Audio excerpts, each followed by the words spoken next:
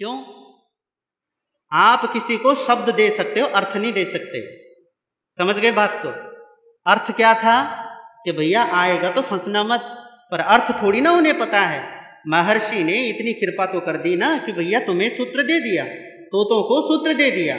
हमारे साथ यही है कि आचार्यों ने सूत्रों का निर्माण किया, आप तक पहुंचा दिया, और आपने सूत्र तो रट डाले, परंतु अर्थ, हाँ, अर्थ कौन याद करेगा भैया? याद करने की बात नहीं है, अर्थ कौन समझेगा? तो पहले आप पूरे सामायिक सूत्र को अगर मैं व्याख्या करने लग जाऊंगा, वो मेरा विषय नहीं है, कभी मौका मिलेगा तो जरूर करेंगे। पर अभी जो विषय चल रहा है वो है भाषा से संबंधित। तो भाषा के संबंधित जो दोष है ना, ये जो शब्द आया यहाँ पे, पिट्ठी मनसम न खाइजा, ये इसी से संबंधित है। पहली बात है, मैं करूं नहीं, क्योंकि 3 योगों के दोषों से बचने का उपक्रम, ठीक है, सावध्य योग, मन का, वचन का और तन का, इन तीनों के दोषों से बचने की साधना है सामायिक। ठीक है, किनसे बचने की?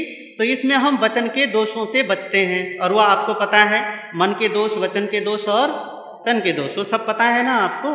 नहीं पता हो तो पढ़ लेना कि कितने कितने 10 शायद मन के हैं, 12 वचन के हैं, और कुछ ऐसे ही शरीर के भी हैं। आप इसमें देखो कि वचन के दोषों से बचने के लिए पहला है, आखिरी में जो है 3 शब्द, वो हैं करूं नहीं। पहला करूं नहीं, ठीक है। करूं नहीं का मतलब क्या हुआ कि मैं अपने वचन को स्वयं दूषित नहीं करूंगा या नहीं करूंगी, ठीक है। खुद तो कोई बोल ऐसा बोलना ही नहीं है कि जो दोषपूर्ण हो, ये पहला हो गया, करूं नहीं, ठीक है। फिर उसके बाद न करेमी, न करेमी न कारवेमी, जो दूसरे से मैं करवाऊंगा नहीं। मैं खुद तो नहीं बोलूंगा, पर कई बार माएँ क्या होती हैं या कुछ भाई बंधु होते हैं, वो दूसरों के कान में फुसफुसा देंगे, मैं नहीं बोलूंगा, तू बोल देना, है ना। खुद नहीं बोलना और दूसरों को बुलवा देंगे, दूसरों से कहलवा देंगे। तो खुद बोलना नहीं और दूसरे से बुलवाना नहीं, 2 बातें हो गई। अब ये तीसरा जो मैंने आप लोगों से कह रहा था वो है अन्न करम तम्पि अन्नम न समणु जानामि। जब कोई कर रहा हो, करम तम्पि, जो कर रहे हैं, जो ऐसा बोल रहे हैं, अन्नम ना, अन्नम जो अन्य है, क्योंकि दूसरे हैं वहाँ। अब आप इसको लगाते कि अनुमोदना नहीं करूं, ये अनुमोदना है ही नहीं। अनुमोदना के लिए अनुमोदना शब्द है प्राकृत में, उसके लिए निश्चिंत हो जाइए। ये शब्द है समणु जानामि, अन्नम ने समणु जानामि।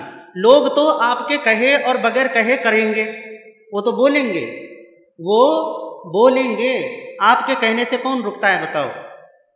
हाँ, आपका अपना बेटा तक आपका कहना नहीं मानता, अगर बोल दो उसको कि भैया 2 मिनट के लिए मौन बैठ जा, वो ना मानता, और कौन मानेगा?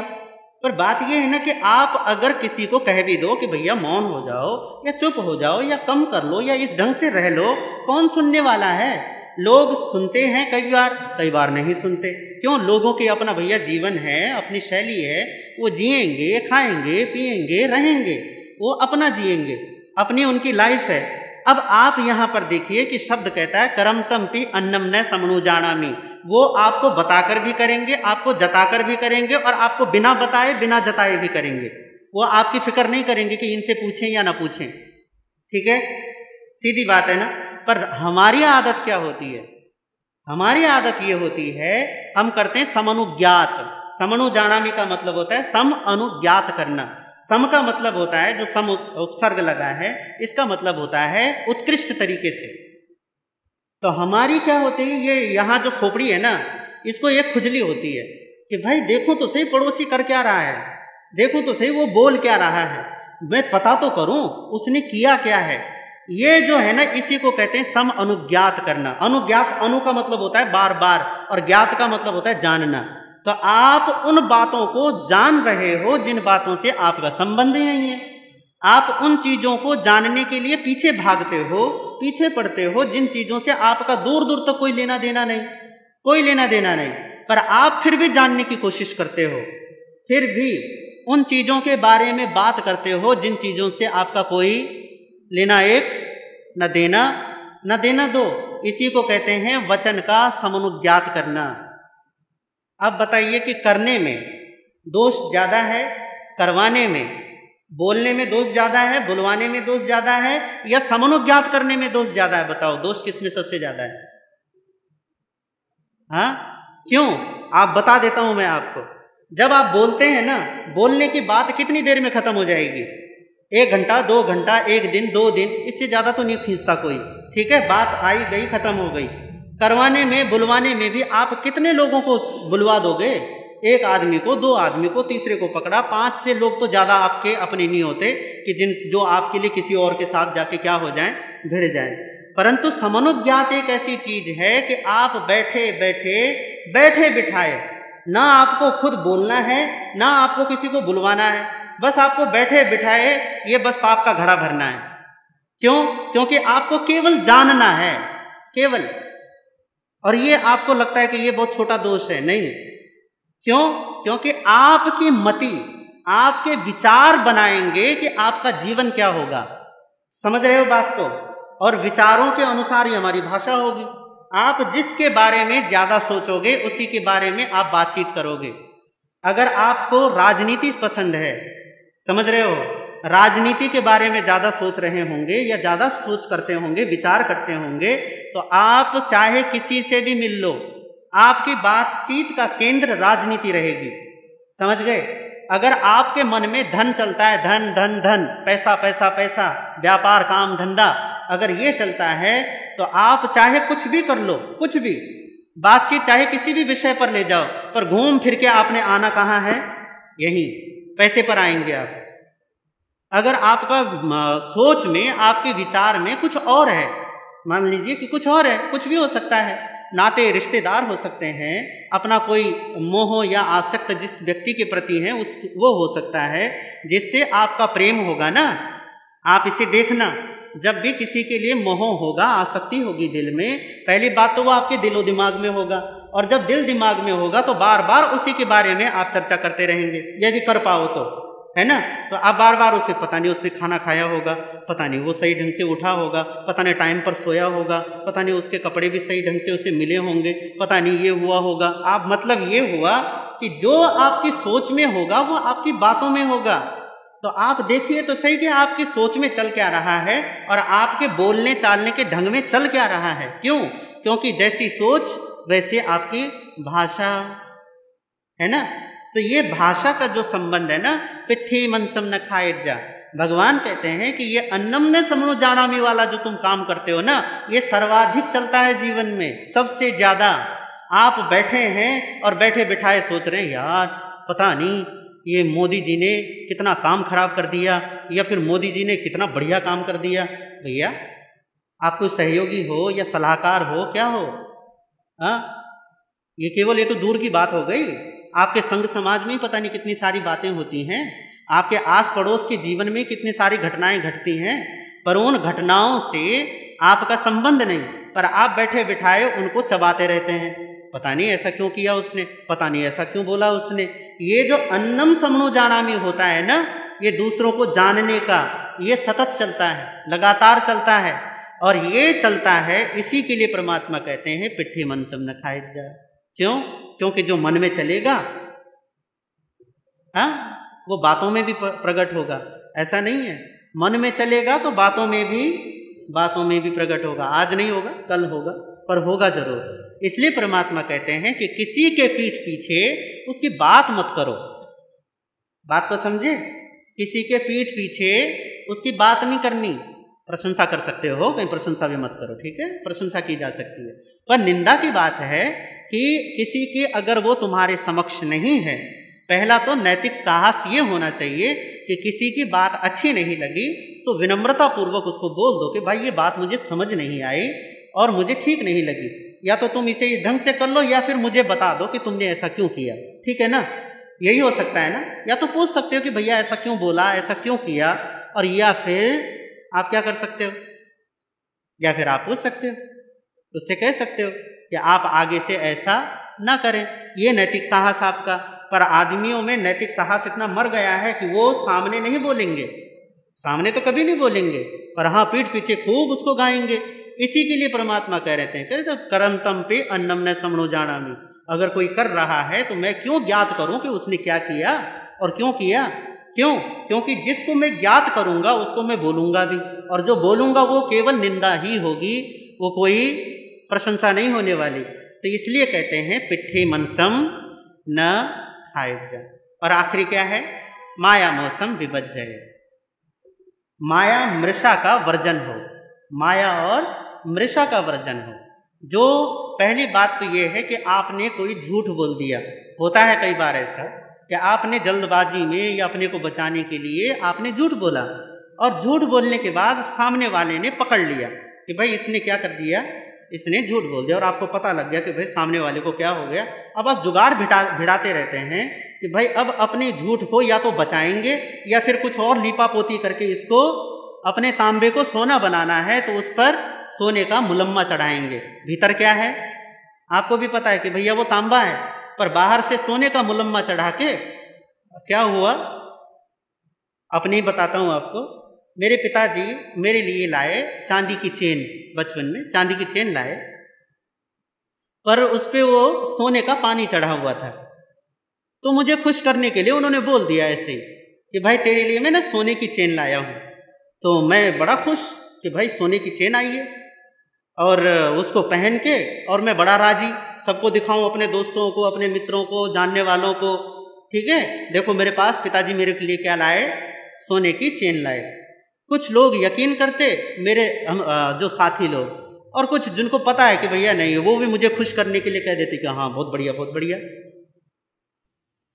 कुछ दिनों को पहनने के बाद उसका जो पानी था सोने का वो निकल गया और उसकी असलियत बाहर आ गई, है या नहीं? इसी को कहते हैं माया मृषा। एक तो पहली सी छिपा पड़ा नकली है, और ऊपर से उसको असली बनाने के लिए आपने एक और मुलम्मा उस पर चढ़ा दिया। वो आज नहीं तो कल वो प्रकट होगा, अपने आप ही होगा, आप नहीं करोगे तो भी होगा। इसी को माया मृषा कहते हैं कि आपने पहले झूठ बोला और फिर उस झूठ को बचाने के लिए फिर छल और कपट का सहारा लिया। इसलिए आज के ये जो 3 सूत्र हैं कि यदि कोई बोल रहे हो, बातचीत कर रहे हो, तो उनके बीच में बिना बुलाए बिना पूछे नहीं बोलना, किसी की निंदा नहीं करना, समनुज्ञात करके नहीं जाना। और तीसरा, माया मृषा का जो वचन है, जो भाषा है, ये नहीं बोलना। यदि ये कर पाए तो जीवन में हमें अपने मन के प्रति, अपने जीवन के प्रति एक सचेतता पैदा होती है। इसी सचेतता को असली मायनों में धर्म कहते हैं। ये सावधानी, ये प्रमाद दशा से रहित जो दशा है, यही धर्म है असली, यही आपकी असली कमाई है। इन्हीं भावनाओं के साथ ओम। अहिंसा एवं करुणा के अवतार श्रवण भगवान महावीर के पौनपुनी चरणों में सादर कोटि कोटि वंदन अभिनंदन। ध्यान योगी युग प्रधानाचार्य पूज्य श्री शिव मुनि जी महाराज साहब, संघ गौरव उप प्रवर्तक परम सेवा भावी पूज्य गुरुदेव श्री प्रेम सुख जी महाराज साहब के पौनपुनी चरणों में सादर कोटि कोटि वंदन अभिनंदन। आदरणीय समादरणीय मुनिवृंद, उपस्थित धर्म प्रेमी बंधुओं, माताओं एवं बहन। ये पत्थर अपने यहाँ कट रहा, किसी और के कट रहा पत्थर? देख लो, जो भी हो सकता है तो ठीक है, नहीं तो कोई बात नहीं। ठीक, ध्यान दीजिए। आज रविवार है, छुट्टी का दिन है। नेहरू पार्क के इस जैन स्थानक में, महावीर भवन में आज प्रथम प्रवचन है। नमोकार मंत्र का जाप हुआ। निर्ग्रंथ प्रवचन की गाथा के बारे में कुछ बातें आप लोगों ने सुनी है, और वहां शहर में जो विषय चल रहा है उसको आज लगभग विराम सा ही रहेगा। आज हम 4 महापुरुषों को थोड़ा सा स्मरण करेंगे। 3 की पर्ची मेरे पास कल आ गई थी, और एक की सूचना कल शाम होते होते मुझे अन्य किसी शहर से प्राप्त हुई, और मैं चारों की थोड़ी थोड़ी चर्चा सार संक्षेप में आप लोगों के सामने करूंगा। महान पुरुष, त्यागी पुरुष, वैरागी पुरुष जो भी हों, जब हम उनके जीवन चारित्र को पढ़ते हैं, सुनते हैं और श्रद्धा से उसे समझने की कोशिश करते हैं तो कुछ ना कुछ सुंदर प्रेरणाएं हमारे को प्राप्त होती हैं। पहली मैं चर्चा कर रहा हूं जिनका आज 125वां जन्मदिन कहो, जन्म जयंती कहो, ऐसे थे श्रद्धे जैन धर्मोपदेष्टा श्रद्धे श्री फूल चंद्र जी महाराज पुफ भिक्षु। आपका डायरेक्ट तो कोई परिचय शायद नहीं रहा होगा वर्तमान के श्रावकों का, लेकिन पुराने समय के श्रावक उनके कार्यों और व्यक्तित्व से जरूर परिचित और प्रभावित रहे होंगे। श्रद्धे जैन धर्मोपदेष्टा श्री फूलचंद जी महाराज का जन्म 125 साल पहले राजस्थान के बीकानेर जिले में भांडला शोभाना नाम के गांव के अंदर उनका जन्म हुआ था। जन्म राजपूत परिवार में हुआ। जैन मुनियों से प्रभावित व परिचित हुए और उनके गुरु का नाम था श्रद्धे, बड़े भद्रीक संत थे, श्रद्धे श्री फकीर चंद्र जी महाराज। फकीर चंद्र जी महाराज के साथ विचरण करते करते दिल्ली, हरियाणा, पंजाब में विचरण कर रहे थे और हरियाणा में जिला सोनीपत में एक जगह है गोहाना, और गोहाना से लगता हुआ गांव है खानपुर कला। खानपुर कला में कुछ स्थानकवासी परिवार थे जो सभी लगभग शहरों में आ गए हैं। वहां हमें भी 3 बार जाने का अवसर प्राप्त हुआ। वहां फूलचंद जी महाराज साहब की दीक्षा हुई। अपनी गुरु कृपा और गुरु सानिध्य में उन्होंने इतनी विद्वता प्राप्त करी कि अपने जमाने में 16 भाषाओं के जानकार थे और एक महान काम उन्होंने, क्योंकि संक्षेप में कह रहा हूं जल्दी जल्दी, क्योंकि इतने आधे घंटे में सबको समेटना संभव नहीं है। इतनी विद्वता प्राप्त करी कि बड़ा उत्कृष्ट साहित्य की संरचना उन्होंने करी और जिसमें खास तौर पर 32 आगमों का मूल पाठ, प्राकृत भाषा का पाठ 2 बाइंडिंग में छपवाया। मोटे मोटे 2 भाग हैं। जिसको प्राकृत भाषा आती हो और मूल पाठ से हिंदी समझने की क्षमता हो तो मूल पाठ का वो फटाफट स्वाध्याय कर सकता है। महाराज प्राकृत और संस्कृत के खास विद्वान थे। यूं 16 भाषाओं की जानकारी उनको थी। फिर 32 आगमों में भी 11 अंग सूत्रों का 3 भागों में हिंदी अनुवाद कर, केवल हिंदी अनुवाद, कोई उन्होंने व्याकरण वगैरह नहीं, सीधा सीधा हिंदी अनुवाद 3 भागों में। अब मान लो किसी को प्राकृत पढ़नी नहीं आती तो सीधे हिंदी पे आ जाओ, हिंदी पढ़ लो, आगम का भाव समझ में आ जाएगा। ऐसा उन्होंने काम करा। विचरण उन्होंने इधर बंगाल, बिहार, उड़ीसा तक करा, इधर कश्मीर और वर्तमान के पाकिस्तान में कराची वगैरह वहां तक किया। एक उनकी 550 पेज की किताब है जिसका नाम है कश्मीर से कराची। बहुत सारे संस्मरण हैं, बहुत सारी घटनाएं हैं। शहर वाली लाइब्रेरी में एक किताब रखी हुई है कश्मीर से कराची। तो इस प्रकार बड़े विद्वान थे और उनके एक शिष्य थे सुमित्र देव जी महाराज। उनका अपने गुरु से कोई लगभग 5 साल पहले स्वर्गवास हो गया था और उस समय के संघ समाज के प्रमुख श्रावकों ने इकट्ठे होकर के 12-15 श्रावक हमारे गुरुदेव के पास गए और कहा कि फूलचंद्र जी महाराज साहब अकेले रह गए हैं, उनकी सेवा अब संत ही कोई करेगा, तो हम बड़ी आशा लेके आपके पास आए हैं और आप सेवा का दायित्व संभालें। गुरुदेव ने कहा कि उनका हमारा परिचय है और मेरी उनके प्रति श्रद्धा है, उन्होंने मेरे को याद करा, मैं जरूर चलूंगा।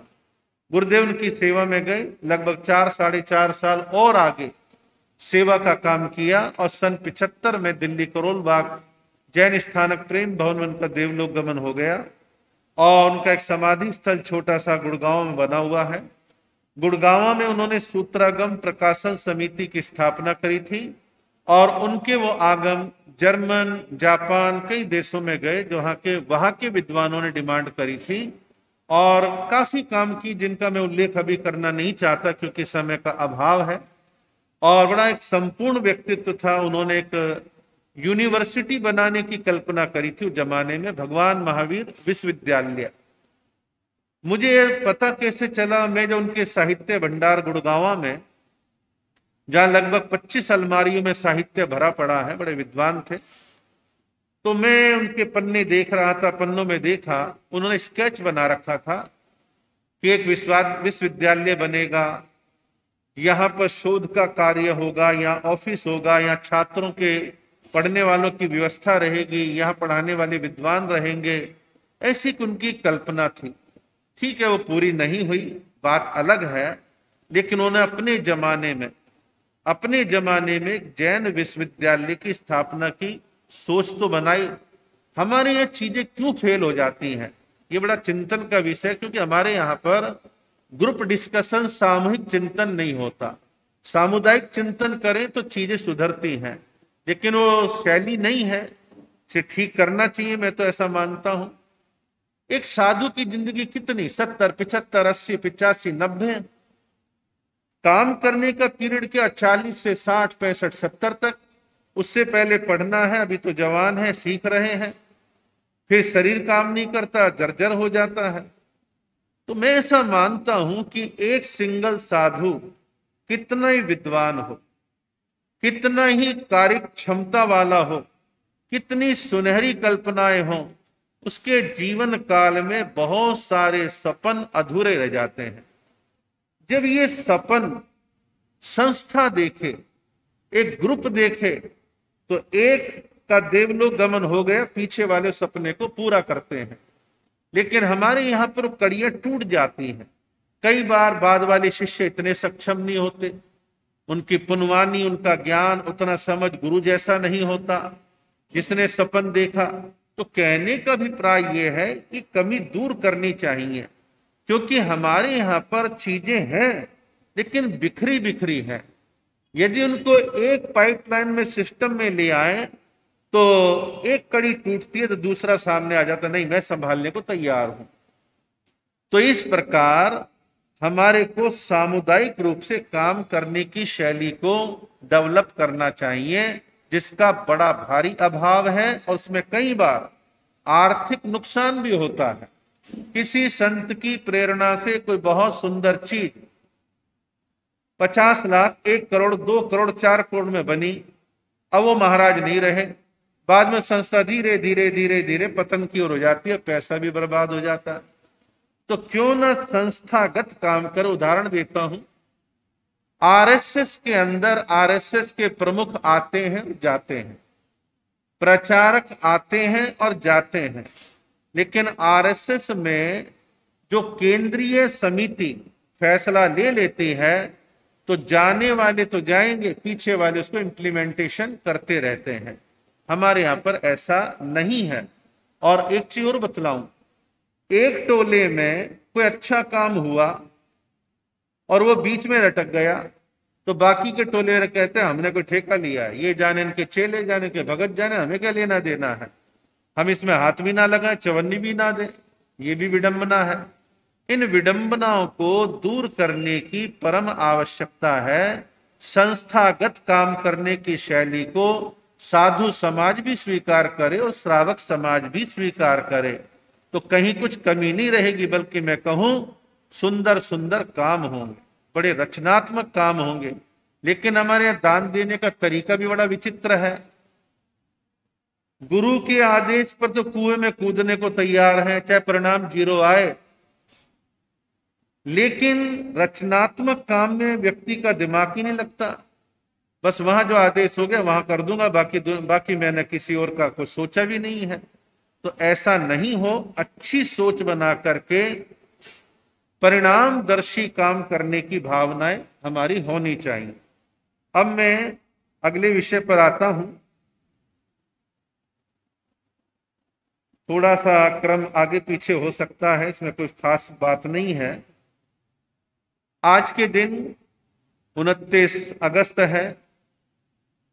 कश्मीर प्रचारिका विदुषी महासाध्वी उमराव कंवरजी महाराज अर्चना, जिन्होंने आपके क्षेत्रों में विचरण किया है। मैंने तो एक बार उन्हें किशनगढ़ में देखा था और उसके बाद मेरा काम नहीं पड़ा। लेकिन अच्छी चीज की खुशबू तो आती है ना, कानों में बातें लोग बोलते रहते हैं, जगह जगह लाइब्रेरियों में साहित्य दिखता है, काम दिखते हैं, तो पता चलता है कि वो साध्वी थी, लेकिन एक अनूठी साध्वी थी। प्रभाव संतों जैसा था, ज्ञान सुंदर था। वह आज उनका जन्म शताब्दी वर्ष प्रारंभ हो रहा है। ये एक तरीका है समाज में, 50 साल, 75 साल, 100 साल जब खास अवसर आता है तो चतुर्विध संघ में विशेष हलचल होती है, और वो हलचल अच्छे रूप में होनी चाहिए। और अच्छा रूप क्या है? उनके व्यक्तित्व का डिटेल में गुणगान सब जगह हो, उनके कार्यों की समीक्षा हो, और उनकी स्मृति में हम और अच्छा धर्म कर्म क्या बढ़ा सकते हैं, ये सारे सुंदर और सकारात्मक तरीके हैं। विद्वान थी, इसमें कोई दो राय नहीं। कारण क्या है?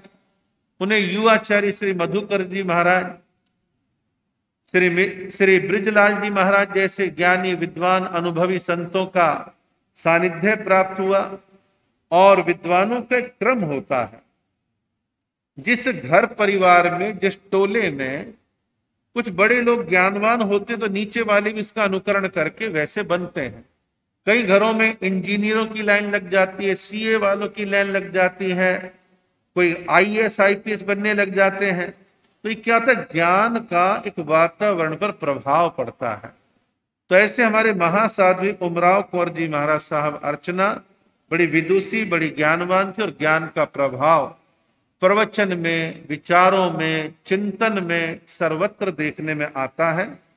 और उन्होंने एक सुंदर काम जो किया, हमारे युवाचार्य श्री मधुकर मुनि जी महाराज साहब ने, उन्होंने एक संकल्प किया कि जितने भी 32 आगम छपे हैं वो पुराने हो चुके। पुराने का अभिप्राय मैं बतला दूं। अमोलक ऋषि जी महाराज साहब ने जो 32 आगमों का संपादन किया, वो सबसे पहला संपादन था जिसमें व्यवस्थित तरीके से हिंदी अनुवाद करके छापा, लेकिन पुरानी शैली में था। पन्ने यूं पलटे जाते थे, यूं नहीं पलटे जाते थे, और उनकी बाइंडिंग नहीं थी, पन्ने अलग होते थे, उनको बांध करके रखा जाता था। और वो धीरे धीरे धीरे देश में कम दिखने लग गए थे, और कुछ संत चाहते थे डिटेल में लिखा जाए। हमारे पूज्य श्री घासी लाल जी महाराज ने 32 आगमों का संपादन किया।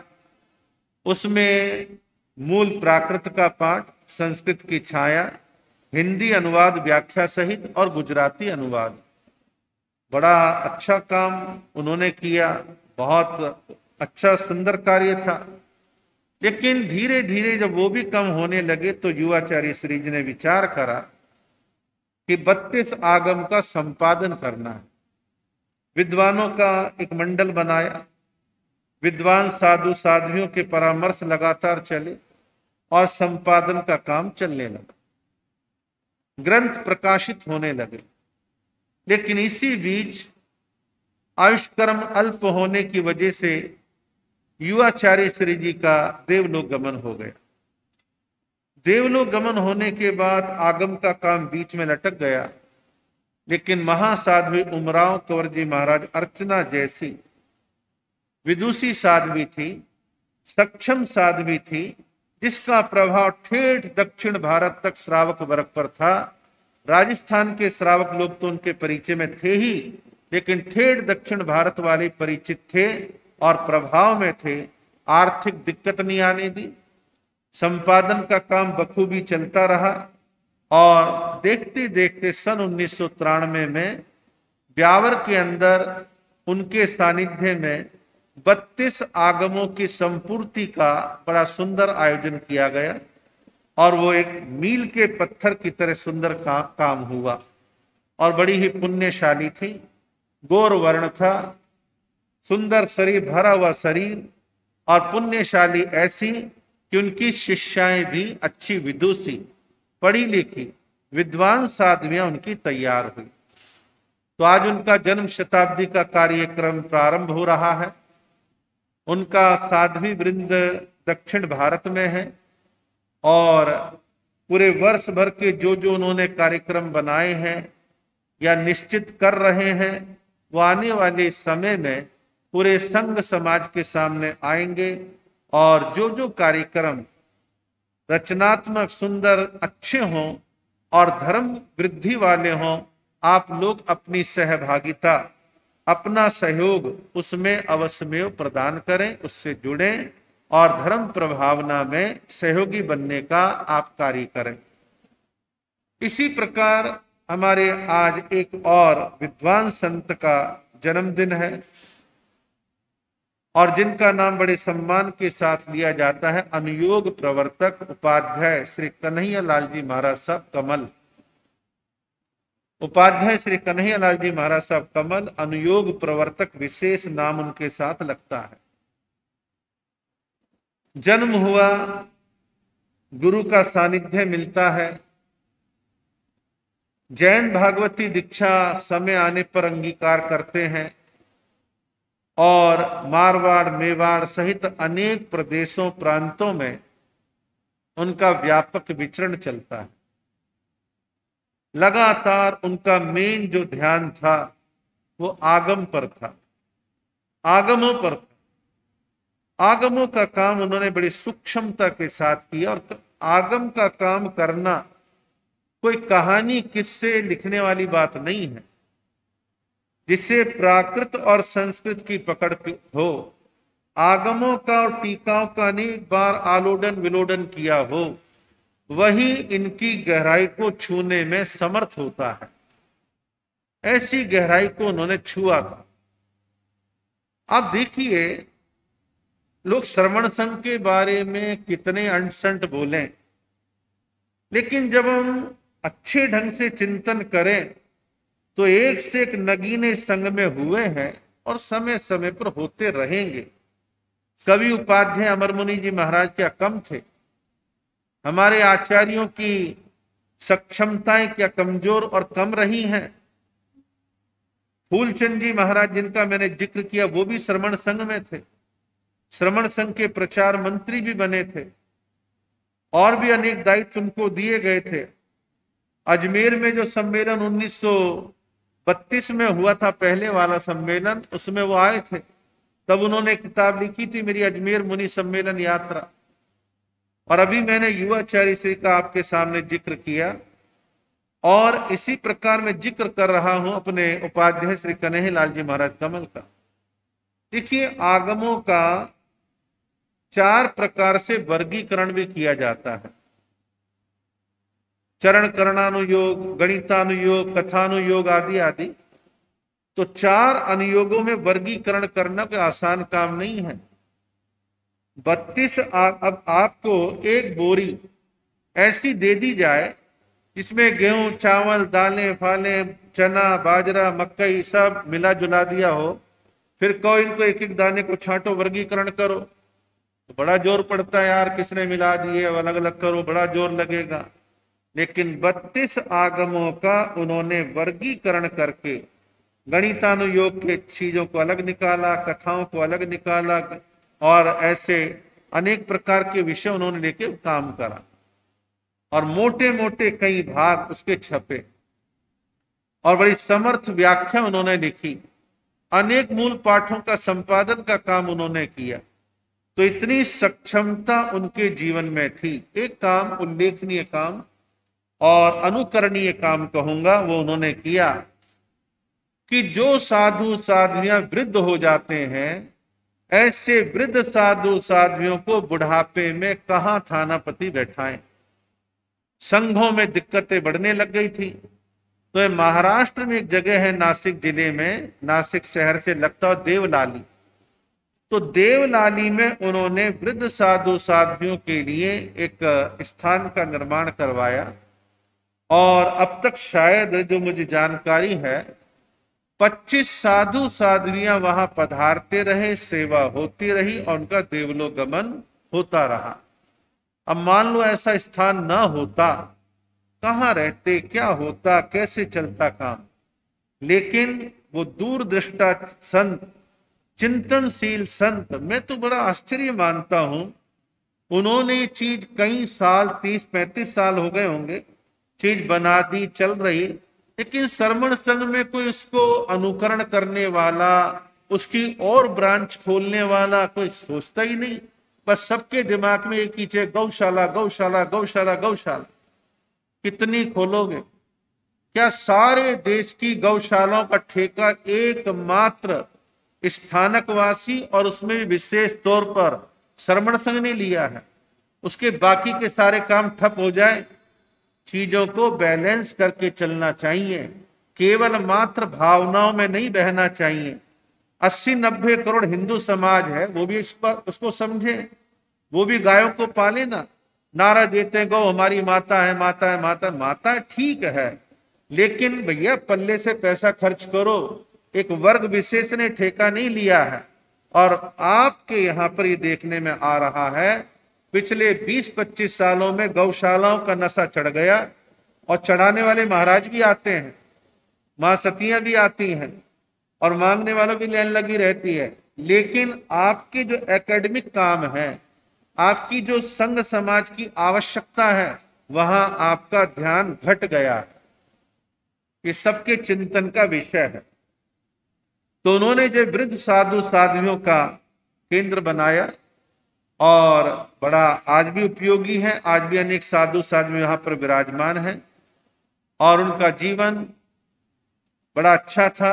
उपनाम जो कमल है, कमल की तरह निर्लिप्त थे, और बहुत ही अच्छा सादगी का जीवन जी करके उन्होंने अपनी जीवन यात्रा को पूर्ण किया। तो ऐसे महान संत को आज के दिन हम याद करते हैं। उनके शिष्यों में विनय मुनि जी महाराज, और मानस शिष्य कह सकते हैं गौतम मुनि जी महाराज आदि बहुत ही अच्छे ढंग से अपने गुरु की परंपरा को जीवंत बनाए हुए हैं, और लगातार उन संस्थाओं को मजबूती प्रदान करने कराने का काम लगातार करते हैं। ऐसी आज हम एक और त्यागी और सादगी की प्रतीक महासाध्वी जी को याद करें, जिनका नाम महासाध्वी शील कंवर जी महाराज। महासाध्वी शील कंवर जी महाराज, उनकी भी पावन जन्म जयंती है। मैंने सन 1993 में उदयपुर के तारक गुरु ग्रंथालय में प्रथम बार आचार्य श्री देवेंद्र मुनि जी महाराज, उपाध्याय श्री पुष्कर मुनि जी महाराज, उनके सानिध्य में मैंने महासाध्वी शील कंवर जी महाराज को प्रथम बार देखा, उनके दर्शन हुए। और मैंने देखा दुबली पतली कृष्ण काया, तप त्याग का तेज, सादगी की प्रतिमूर्ति, विनय की प्रतिमूर्ति। और मैंने ये भी देखा कि संत समाज साध्वियों को वही महत्व देता है जहां उनकी सक्षमता अलग से दिखती है। कोई प्रसंग रहा होगा, कोई समस्या रही होगी, उपाध्याय श्री पुष्कर मुनि जी महाराज, आचार्य श्री देवेंद्र मुनि जी महाराज और महासाध्वी शील कंवर जी महाराज किसी गंभीर मुद्दे पर चर्चा कर रहे थे, उनसे कुछ सलाह मांग रहे थे। तो मैं बड़ा, उस समय मेरी भी दीक्षा बहुत ज्यादा नहीं थी, 93 की बात है, 78 में मेरी दीक्षा हुई। तो मैं देख रहा था कि साध्वी जी में कुछ विशेषता है, तब दो बड़े समर्थ संत उनसे कुछ राय मशवरा कर रहे हैं। इसी से अंदाज लग जाता है कि व्यक्तित्व में कितनी पकड़, कितनी गहराई उनके जीवन में होगी।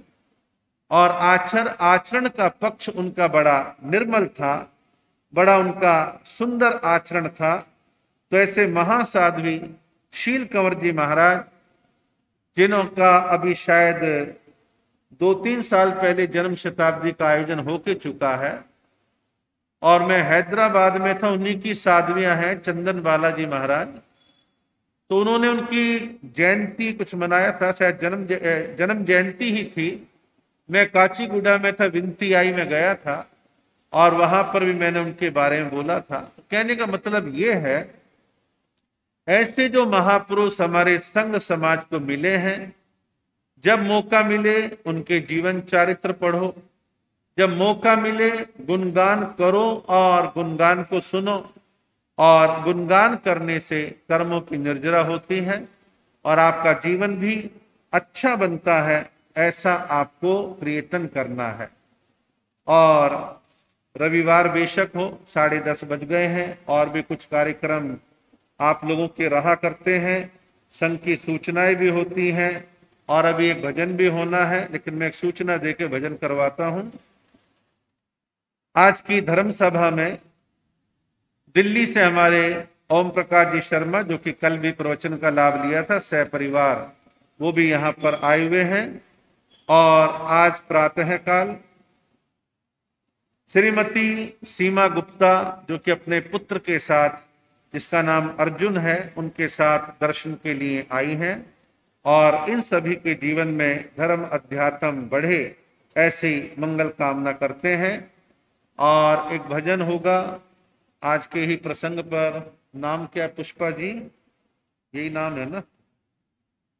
हाँ जी, कहाँ गए वो? क्या नाम है उनका? भजन कहा था ना बोलने के लिए, है? आए नहीं?